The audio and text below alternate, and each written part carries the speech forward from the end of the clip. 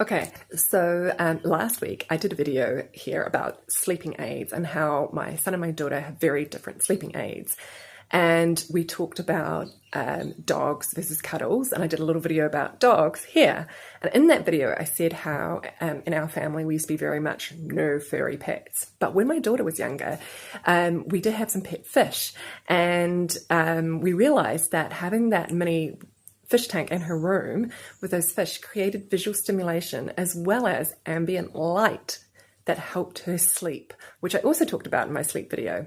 Now, as often happens with fish, they died.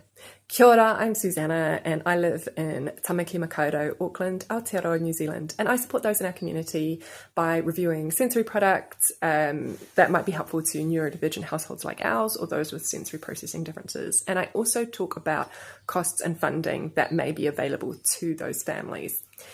So when the fish died, we didn't think too much of it, except that we realized our daughter still was very much a visual stimmer, and it delighted her. She loves art, she loves being inspired by what she sees, but she also finds it incredibly calming. And so then we went on to things like fairy lights and things like this. But I've been thinking about that whole idea of the fish tank, and I've seen these amazing products, and you might too, of these sensory bubble tubes. Like there's these big clear columns with all these bubbly lights going up and down.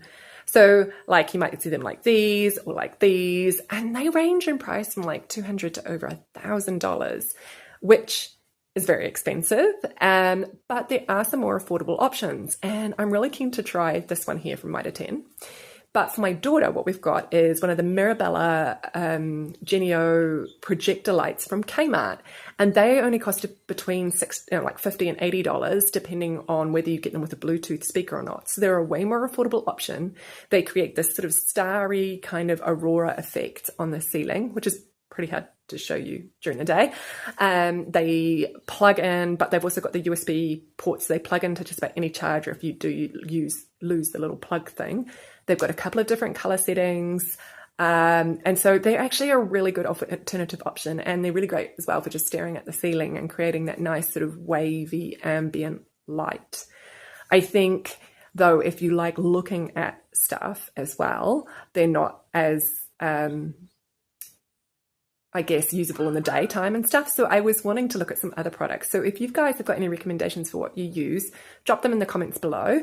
Otherwise, I'm really just seen this product at Mitre 10, which I'm looking at trying out. None of these are paid promotions, but I might look at that next time.